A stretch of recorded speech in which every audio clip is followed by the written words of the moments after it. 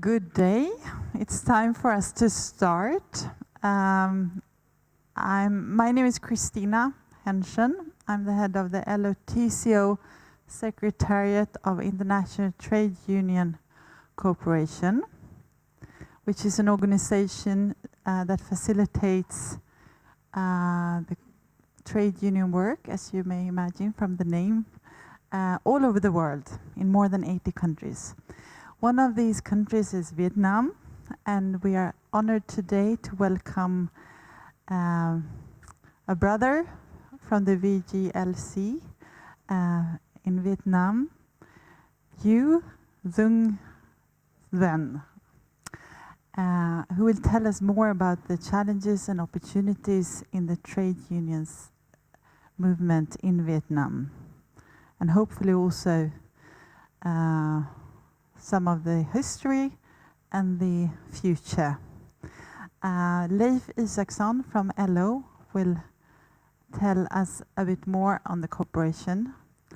And I would like to thank all of you for coming here to one of our lunch seminars. This is we have a serial of seminars during each year, and we consider them very important in reaching out to all of you. And one new thing that we started with recently is to stream the seminars online. And Tony Must is the head of this streaming today. And recommend your friends to view this screening later on or even now in order to get the information if they couldn't come here today. Thank you also to LO for the cooperation around this seminar, and to my colleagues Karin Lindström and Maggan Gardefelt and all the others at my office who's been, including Tony Must, who's been working very hard to put this together. So by that, I would like Mr. Leif Isaksson to come up here on the stage. Okay. Thank you, Kristina, and welcome everybody to LO and to this lunch meeting. My name is Leif Isaksson, and I work as a national officer or ombudsman at the LO International Department, and I am responsible for a majority of the development cooperation projects that LO have. One of these projects is together with VGCL, a project that we do also in cooperation with IF Metall in Sweden. I will just give a short overview. We started from the Swedish trade unions to cooperate with Vietnamese organizations since 1992, when the teachers union started. And then during the years, we have had totally 10 different projects that has been done between Swedish and Vietnamese trade unions. A majority of these projects were finalized before 2010. The thinking with this small lunch seminar is to describe a little bit the situation in Vietnam today, and also, which I hope that you will see, and we can also proudly say that a lot of the development that has been taking part within the VGCL, the national unions and the federations of labor, is actually a result of the combined international development cooperation, which the Swedish part is not a small part of. So I hope I see some of you from unions here that has been active in cooperation in Vietnam, and I hope you will recognize that some of the achievements that has been done has been part of project objectives, has been in the different projects throughout the years. So I think we can say that our previous project cooperation and ongoing project cooperation has given results some expected, some unexpected, some planned, some unplanned, but at least I think we could say, and also as we have been reported back to SIDA, that the money spent has given results. Beside the bilateral and multilateral project cooperation, I would just like to touch upon another thing that has been interesting concerning Vietnam. In 2006, the Swedish LOTCO Secretariat, together with the Australian Organization for Overseas Aid, the name AFEDA, initiated something we called coordinating and experience sharing meetings. We held the first meeting in 2006 in Vietnam, where we shared experience and informed each other of the different projects that has been done in the country, projects funded not only from Sweden, but from other Nordic and international organizations. Last year, we had the 5th coordinating meeting, and I can also say now that this meeting is driven by VGCL themselves.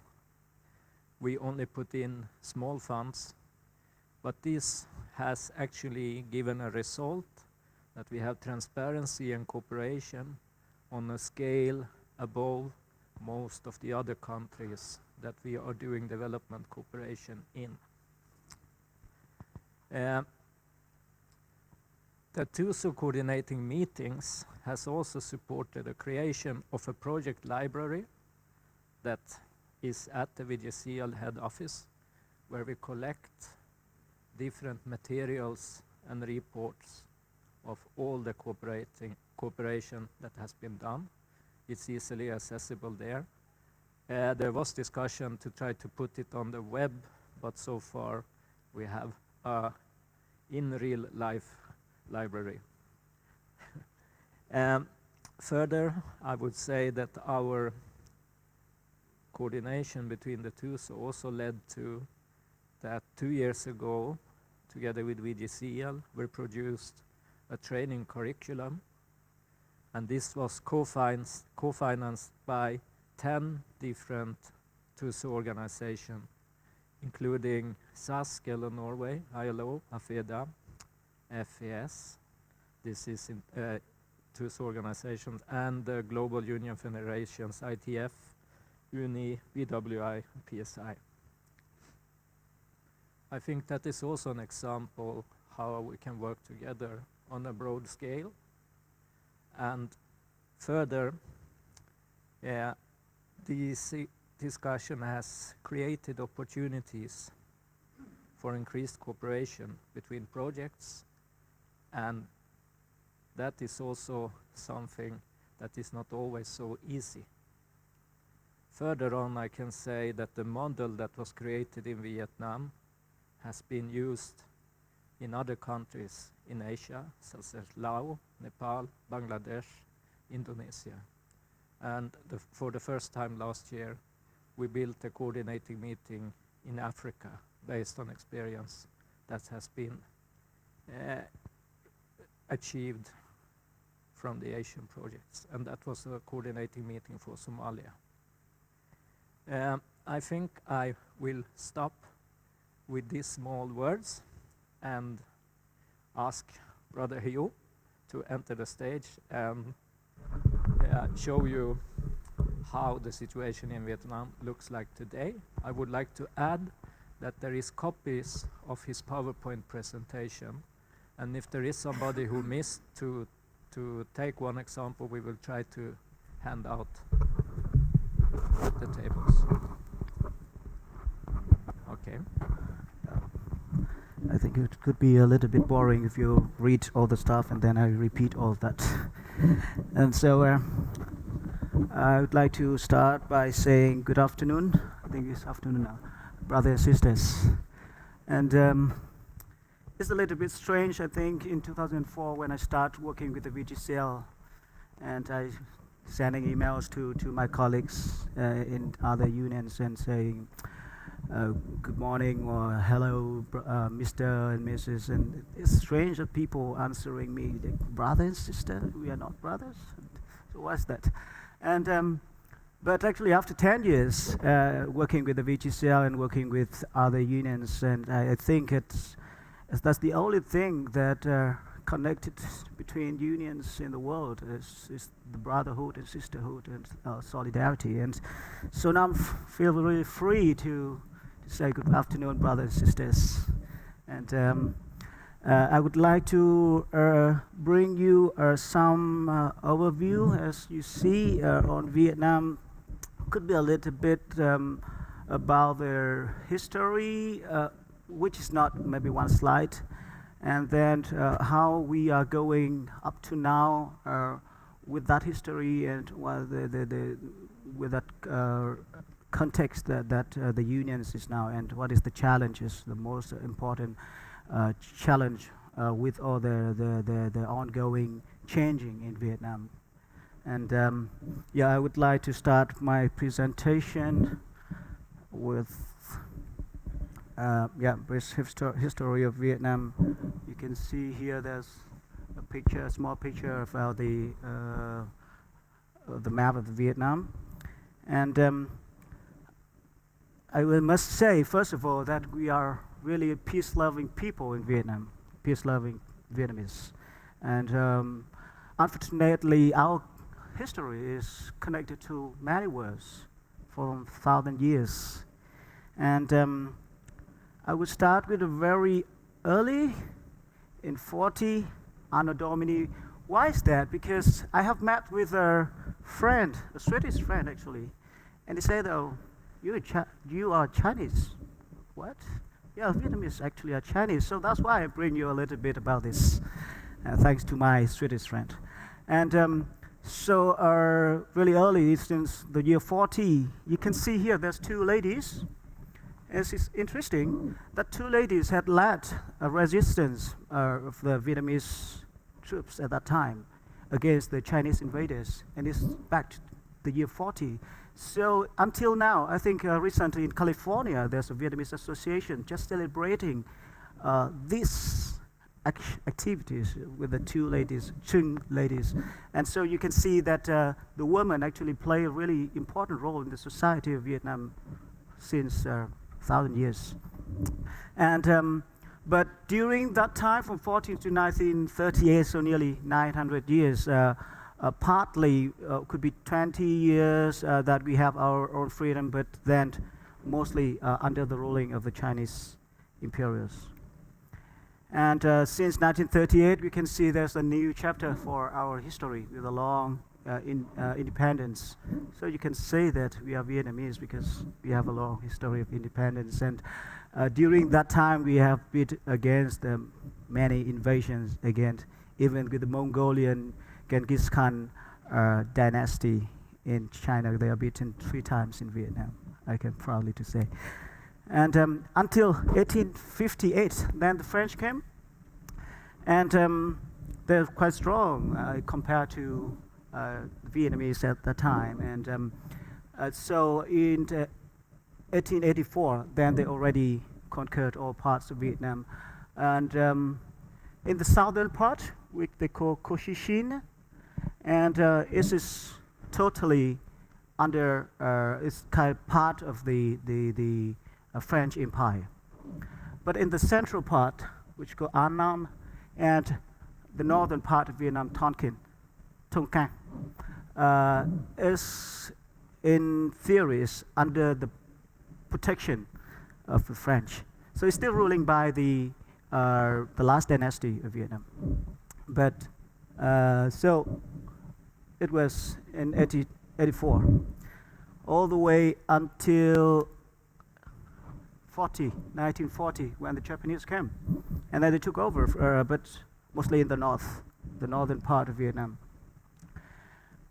And so in 1945, you know, that is the end of the World War II, and we declare independence.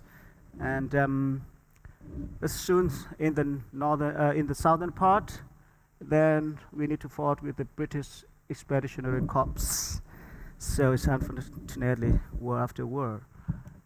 And in 1946, with the support of the British, then the French came back. And starting from 46 until 1954, that is the long 9 years were in the government was in the mountainous area, and until 1954 with the Geneva agreements that we have been officially divided into two.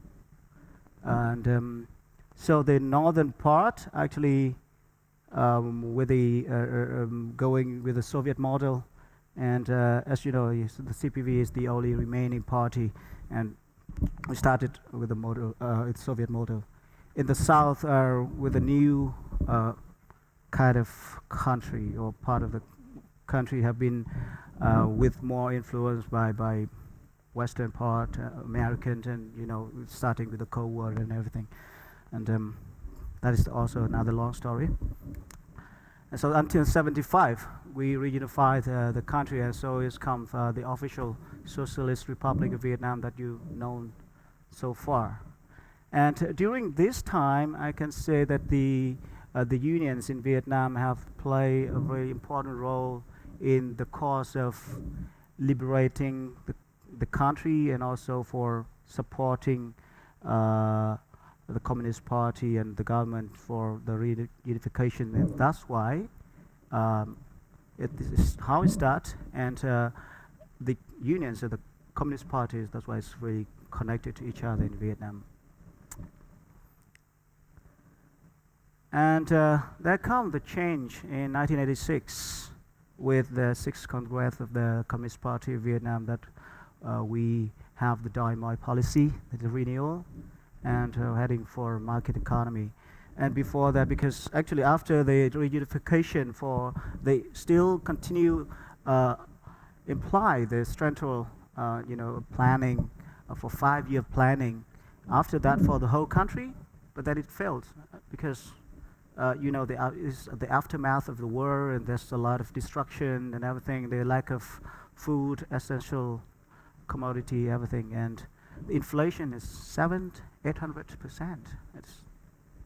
It's rocket, and so it failed, and that's why in 1986 they changed the policy.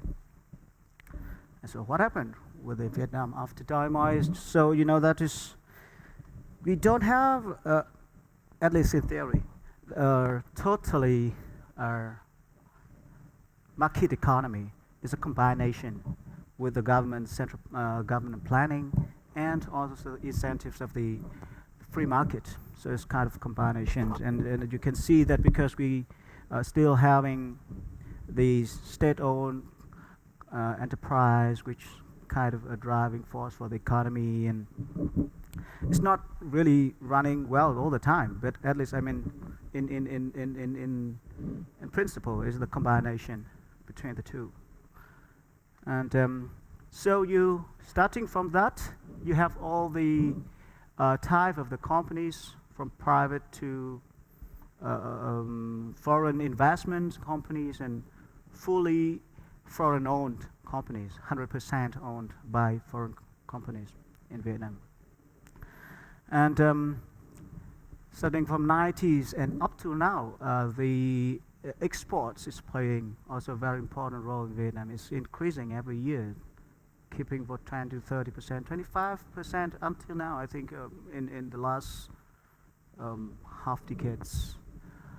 And in 1995, the Vietnam have become the 7th member of ASEAN, which is a really important move, because before that, this kind of Vietnam is considered as belong to the Soviet bloc, and the others is not.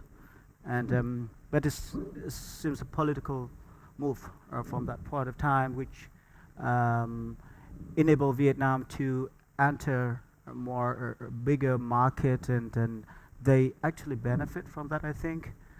And so the GDP growth is keeping growing really quick after many years, 7.5, 8%, until 2008, which a huge problem with the financial crisis. Even though the growth rate, GDP growth rate is still positive, 5%. It's the lowest, I think, is 2011, but it's still 4.9 or 5. So still growing. And the integration into the global economy is marked in statistics. So in area, we have 330,000 square kilometers. Do you have any idea about Sweden? Do you have? How big are you? How small? How big? 450,000. Ting ting. I think that is correct. It's 450,000. So you can see that in Sweden is slightly bigger than Vietnam. And but there you go. Our population is 91 million. So I think it should be 10 times, right? More than. Yeah, we living more closely to each other than Swedes, I think.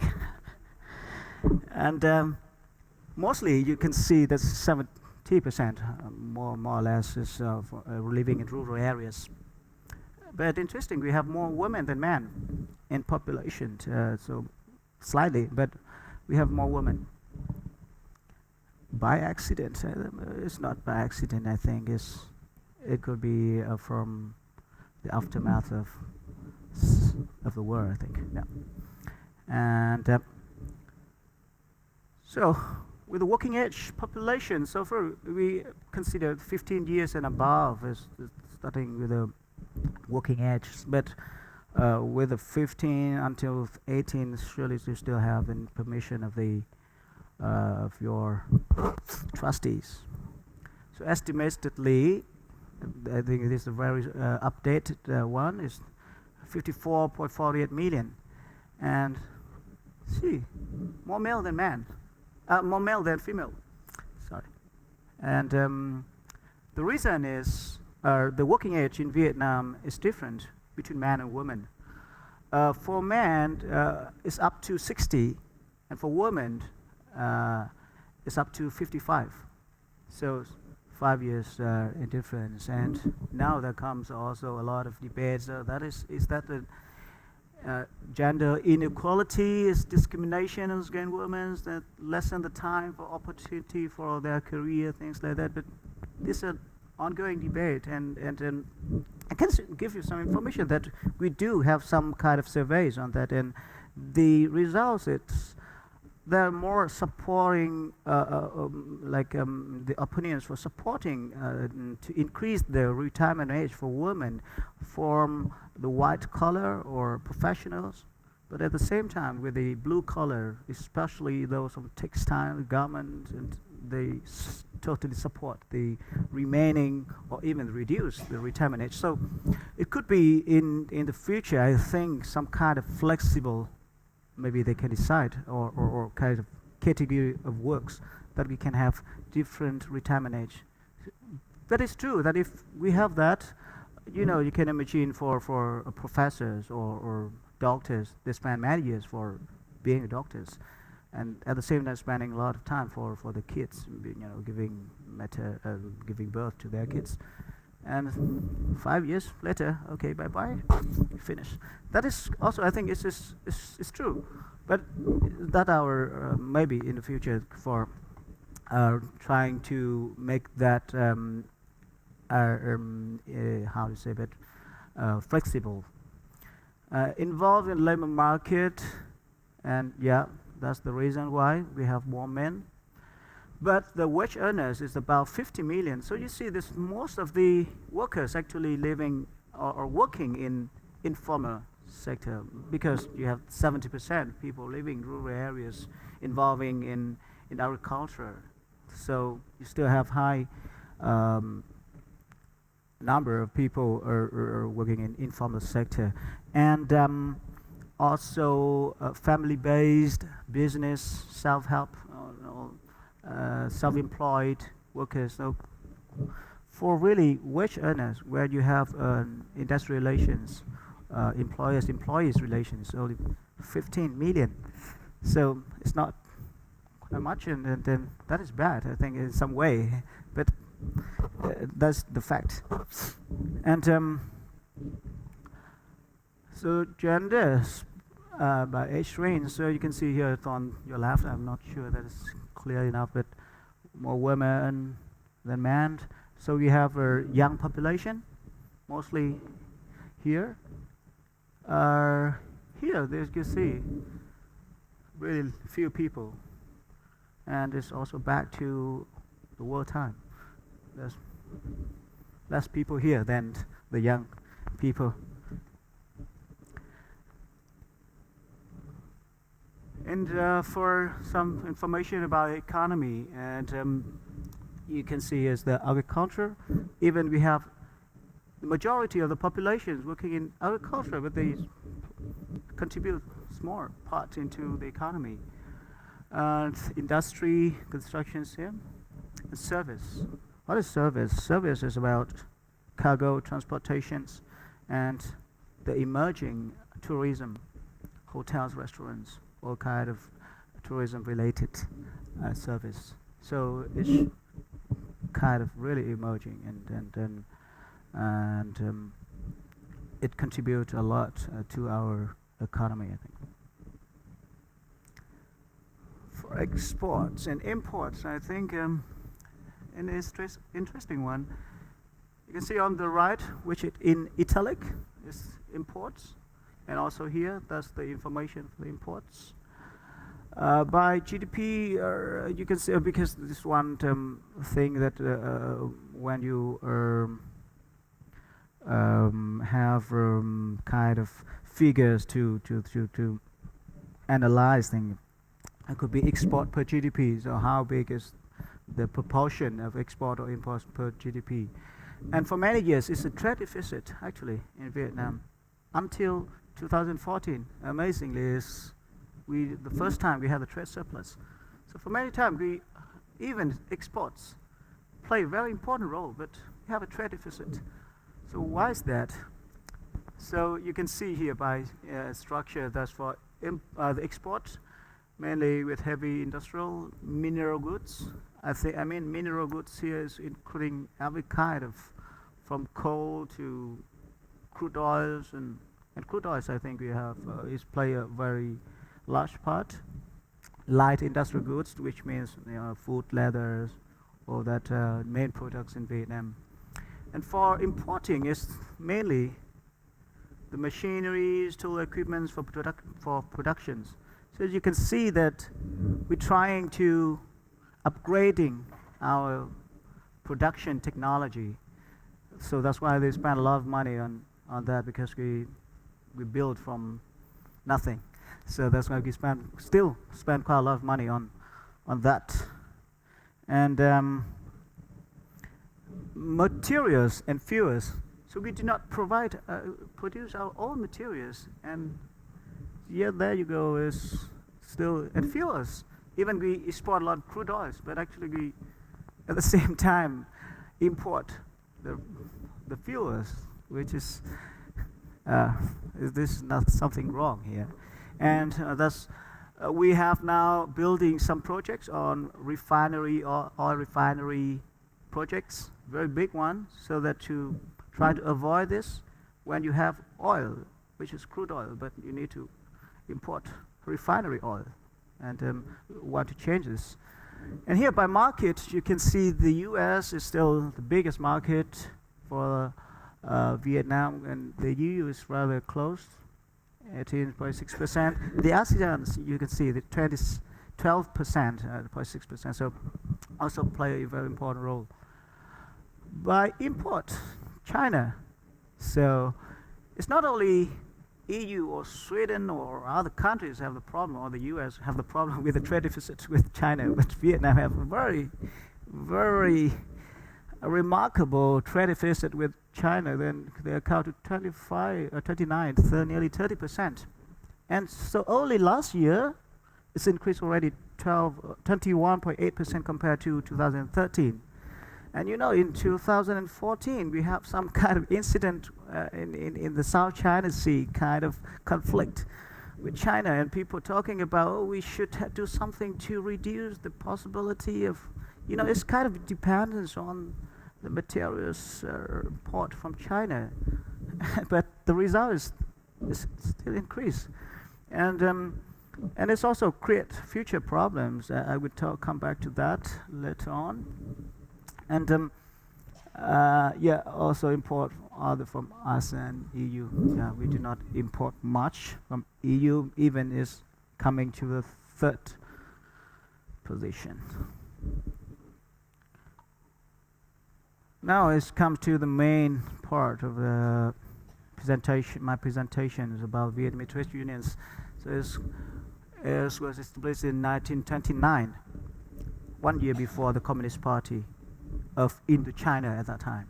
That's the former organization of the Communist Party of Vietnam. Sorry for I cannot stopping. I can keep moving. Sorry. And for the unions, the Congress is every 5 years, and the last Congress was the 11th Congress was in 2013. And so the Congress elect this executive committee with 172 members, and about nearly 30%. Our objective, our aim is for at least 30% should be women, and it reflected 47. We have a presidium, wages. So on behalf of the executive committee, the executive committee have 1 to 2 times a year, but more or less normally once a year for the meeting, because 172 and we have from 63 provinces, and so it required a lot of money for people to gathering and have discussing things. So in between we have the presidium with 24 members, and they dealing with more daily work, and they also have meetings every 2 or 3 months. The president, previous to Brother Duong Ngoc Tung, we have a chairwoman, a former a lady, and at this moment we have only one vice president, which is a woman.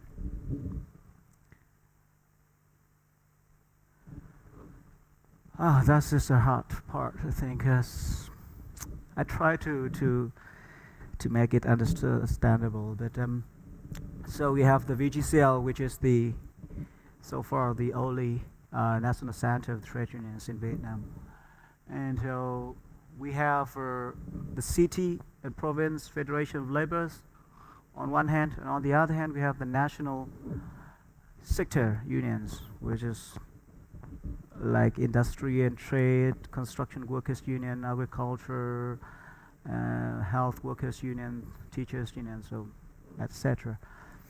And so on this side they have some big corporations, I mean the unions of the big corporations or companies, you can see, or state conglomerates, or used to state conglomerates, because many of them are now equitized or privatized, but the state still are holding the shares of the companies.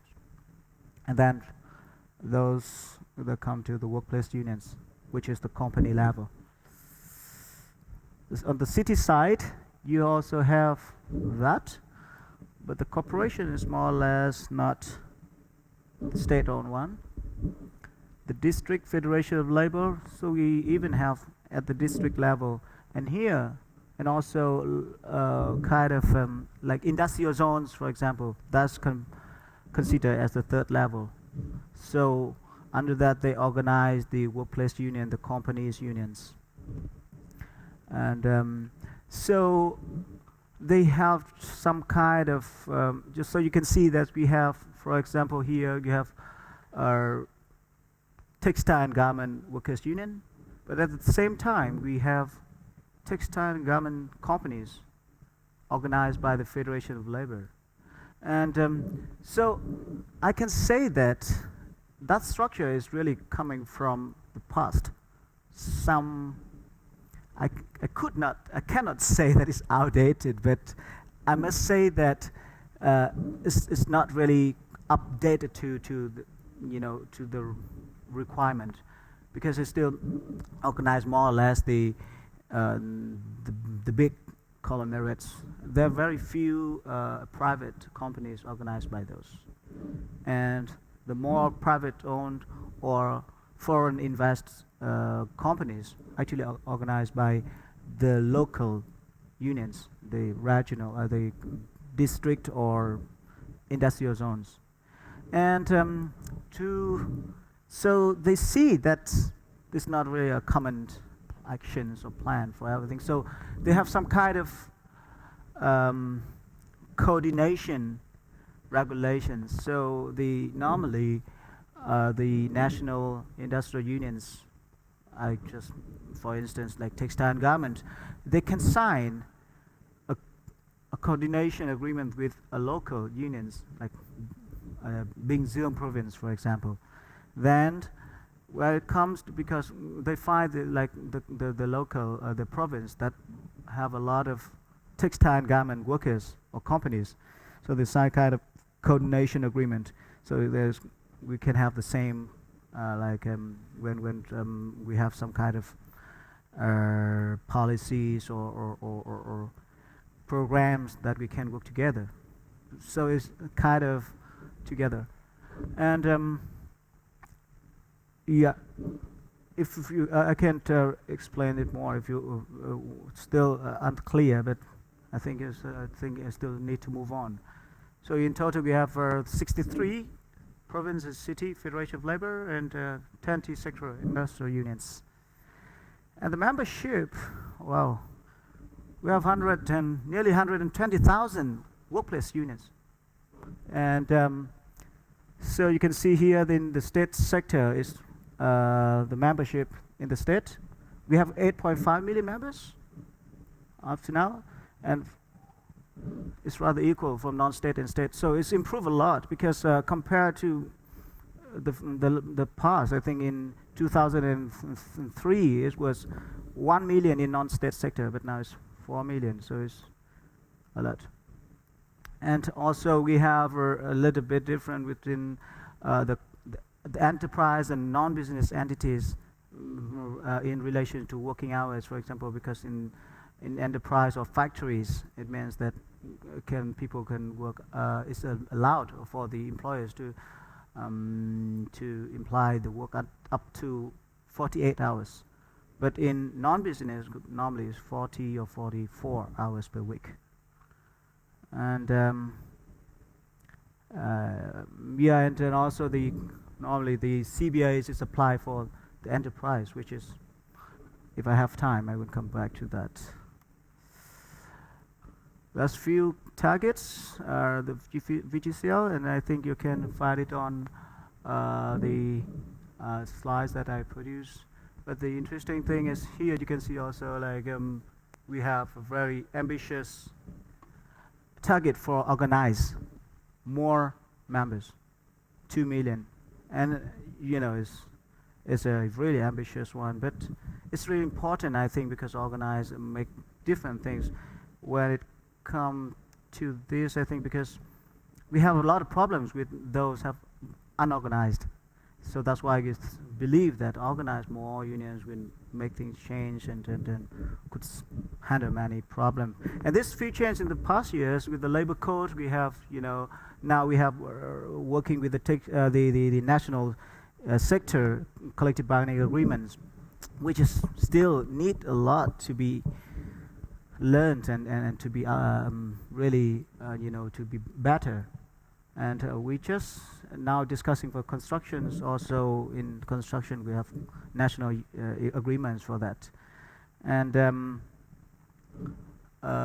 so, for example, longer maternity leave, and this is a very important thing, mandatory employers workers meeting, which is now compulsory, so that the employers must facilitate the meetings with the employees every could be 3 months, 6 months, or but at least like is compulsory. And this have a lot with what we have led here, that we have a lot of stoppage, work stoppage and strikes in the past. From 5 years, it's 3,000 strikes or work stoppage. It's quite a lot. But in the peak, surely is during the economic crisis, nearly 1,000. But last year, it's reduced quite a lot compared to that. And I think that come to the organizing. When we have more unions, and it's easier for workers and employers to talk with the mandatory meetings. So it also contributes to that. And surely because they have better economic performance in that, and we also increase the wages in the last couple of years, every maybe 15%, 18% every year, the minimum wage. Why we can control the inflation rate, which is much lower than before. Before we already have 2 digits, but in recent year could be 5, 6 inflation for inflation rate. So which is much better. And yeah, as I say, more organized workplace. But for legal strikes, is because all of those considered illegal, because the steps to be followed, and the inform, the pre-notice, the mediations, arbitration step, to try to settle the conflicts takes time, and it could be maybe 1 month, and people cannot wait for that. And we have pointed out that this is the barriers for the legal strikes and things that we want to be changed. And also for organizing, is also really new ways of organizing. Before we have very formal meeting with the employers. Yeah, we want to organize your companies. For formal. If they say yes, that is good, then things happen. If they say no, okay, come back next time. Okay, yeah, this is very good for your company. Things like that are still rejected. Come back. But now is the other ways. To meet with the workers, maybe could be outside of the companies, or going to their residence, because in industrial zones we have some industrial zones with 80, 100 or 100,000 workers. So they living in surrounding areas. So the unions going to visit them in their residence and to talk about the unions, and also about what is the contents of the information when you talk is also different. Before it's like, this is the unions, this history, this is what we do. But now it's talk about what's your problem, what is in it you find at the face at the workplace. So starting with their problems. So that's the new way, and so with also bottom up, and it's changed also in our trade union constitutions, the way the steps of organizing, not meeting the employers, things like that before, but meeting with the workers and try to organize them, and also.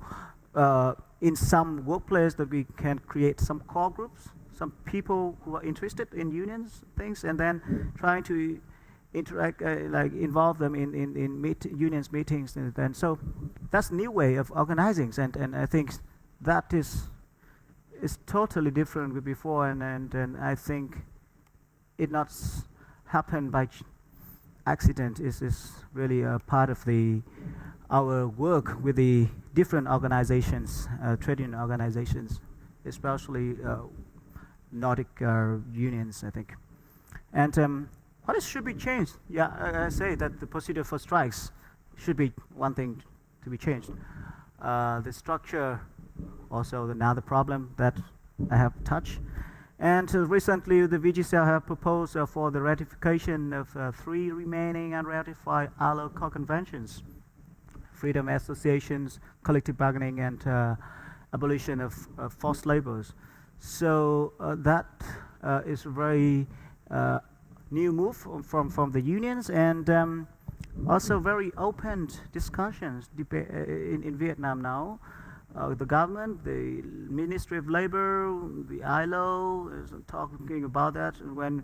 If to look into the possibility of when we ratify that, what should be changed in our law. So they already look into the technical change if we need to ratify it.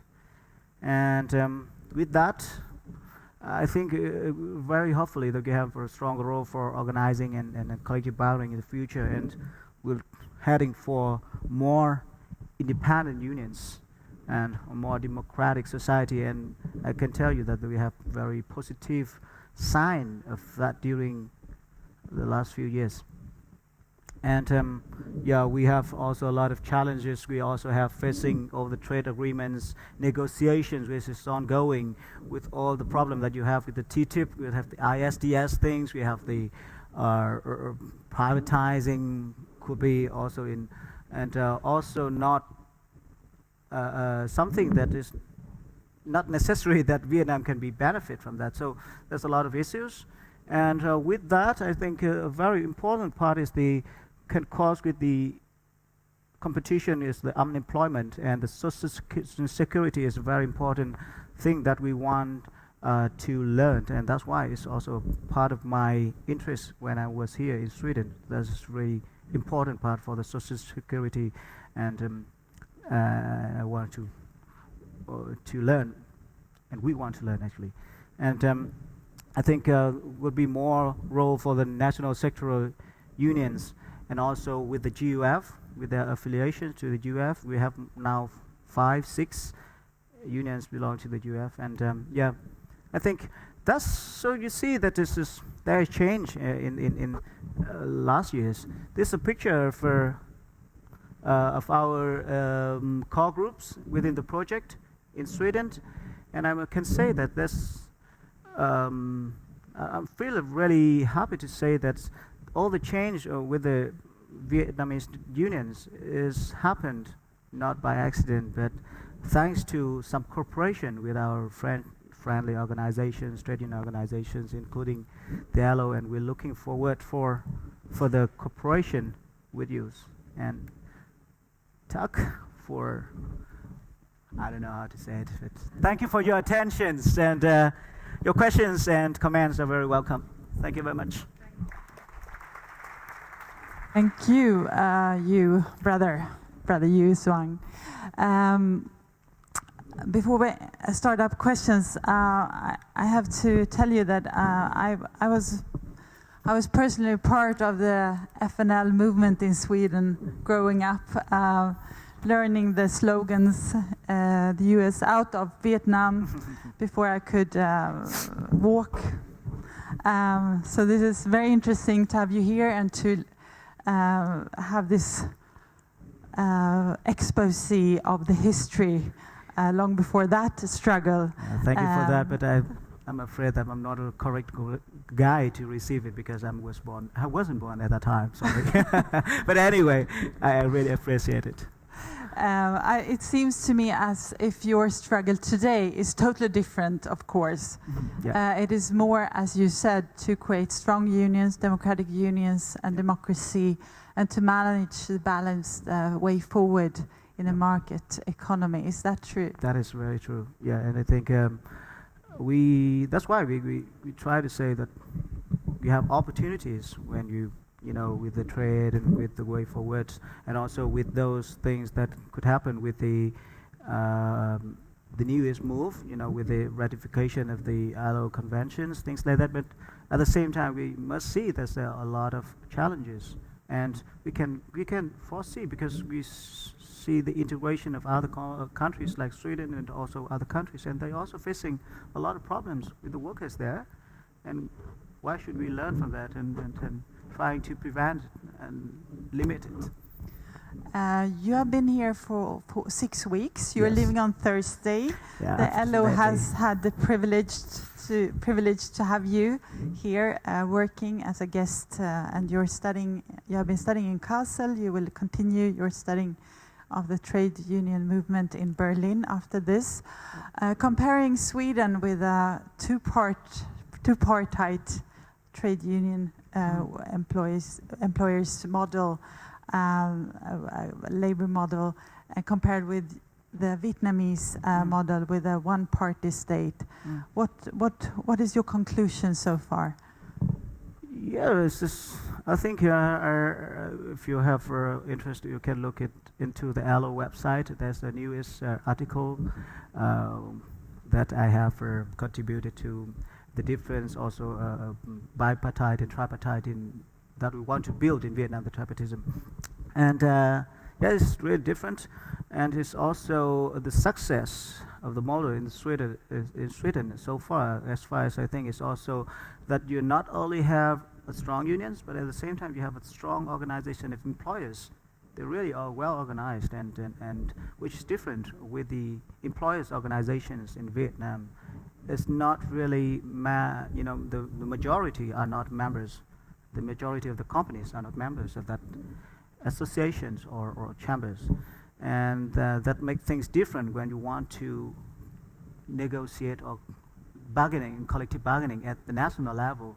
And yeah, then but surely in Vietnam with one-party state, it's good and bad in some way because it's easier for us to influence with changing the platform with the regulations. It's easier a little bit.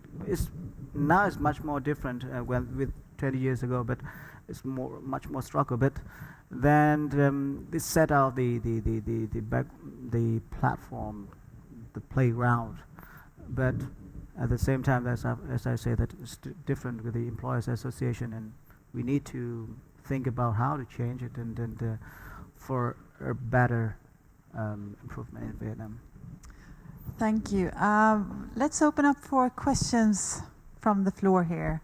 I know there's a huge experience among the audience. Don't be shy. Do we have any questions for Brother Hieu Duong? Hello, my name is Agneta, and I've been living in Vietnam for a year, actually, working in Hanoi. I'd like to know a little about the wages. How much do people earn, basically? Sort of, and what is the outcome of education? Just a little, so we get an idea. Yep. Yeah. The wages basically is we are the negotiation that since 2012, when we have the National Wage Council, which is the tripartism council, to decide the wage increase. And normally we decide the minimum wage increase, which is, according to the VGCL, is not enough. Just now is the newest increase just met with 75% of the minimum living standard, the minimum wage. But many workers, especially for, it's not really unskilled, but normally they be put in that category for textile and garment workers, for example. Their wages is really close to that minimum wage. It's now about 100, and the newest one is nearly $150 per month. And so it's not quite high. The education normally is also depend on, like, when we it's not a set. That's why, because we do not have a wage set at the national level for the whole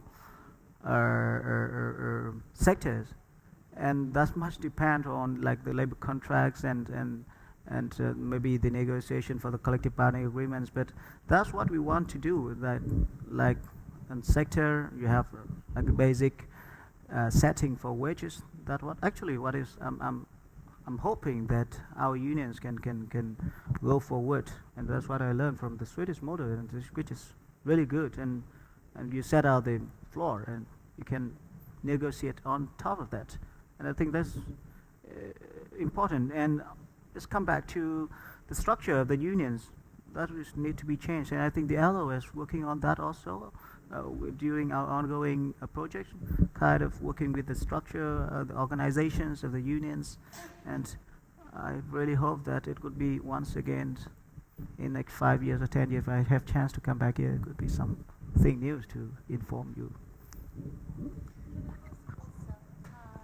The wages, the minimum wage compared to Cambodia, Thailand, to other neighboring countries, what is your, is the competition very hard on You can an interesting question, I think. Compared to other, even in ASEAN, we have difference.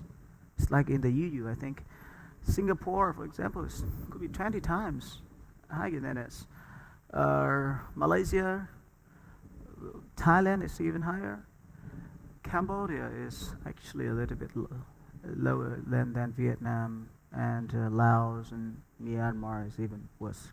So there is in Cambodia, I think there was some campaign 2 years ago, I think, with support of the industrial and the textile garment demanding for raising their wages, and because they are also big in textile garment in industry in Cambodia, and they have succeeded in some part, but still is a little bit lower than Vietnam, and it's not really competition, but I don't know that I don't think that the Vietnamese want to compete in lowering our wages, but actually the textile garment workers, which is playing the majority part of the strikes, work stoppage here, is want the higher, wages, because as I told you that it's just 70% or 75% of the minimum living standards. So it means that you need to spend less than what you need, and to save the money to send back home. So that makes them hard, and that's why we want to raise the minimum wages, because it's much textile garment. About 2 to 3 million workers in Vietnam are working in that industry, and that's why we want to increase it to meet with the minimum living standards. But we cannot make it at once, but it could be 3 or 4 years that could be met each other. Any final question from the audience? If not, I will take the opportunity. What is you mentioned several perspectives here, what you will bring back to Vietnam. What would you say is the most important from your Swedish experience? And finally, what can we learn from you? That's interesting. I think my visit is not visit actually. My trip here is really interesting, because I have meetings with LO staff and officials, even the president, vice president, the LO TCO secretariat, with the EF Metal, which is one of the strong affiliates to the LO.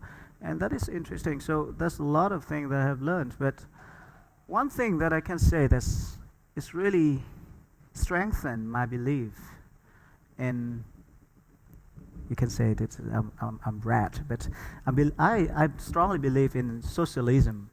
That's something for all. It's not necessary like everything owned by the state, but it should be everything owned by the state should be for the people, for everybody. That's what I strongly believe, and it's strengthened a lot with my visit here, that there's some way to do it, not about like totally against capitalism that we were talking about the ideology many years back, but something more concrete, that everything that is owned or managed by the state should be for the people, for their for their welfare or whatever.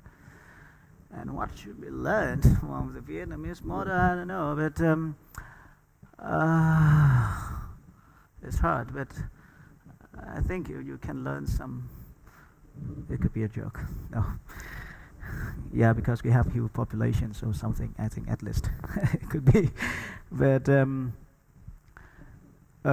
we have, I think, how to say, really, I don't know, it's good or bad, but that the structure is really something need to be changed, but in a whole, the organization is still, because the aim is really clearly that we work with the Communist Party and to build the society or for socialisms, and that is one thing that you don't have in many countries that the government agree on that, at least in theory. So yeah, I think it can be something minor advantage for us. I'm not sure that it's something it really can be learned. Maybe I can think about it later. But it's a very quick one, and I just think about what I can learn from Sweden. It's easy for me. It's my main purpose here. Thank you, and it's been a pleasure to listen to you, Brother Hieu Duong Xuan. Thank you very much, brothers and sisters, and thank you for your time. And I hope that I could share more with you if we have chance. And I have my card here. If you want to contact me via emails, it's very welcome. And thank you again for your time. And have a nice afternoon. Thank you. A big hand. And thanks to all for you, to you for coming here. Please don't miss our next meeting, 15th of April, where we will discuss global framework agreements with EF Metall, a new report written by Mats Wingborg. I would also like to extend my gratitude and respect to LO, who's been facilitating this meeting today, and Leif Isaksson. A big hand to LO and Leif as well. And let us know if you want to sign up for the newsletter that we send out very regularly, and you will have all the updates to coming exciting lunch seminars. And don't miss to recommend the streaming of our seminars afterwards, that they can be seen again on the internet. Thank you and have a nice day.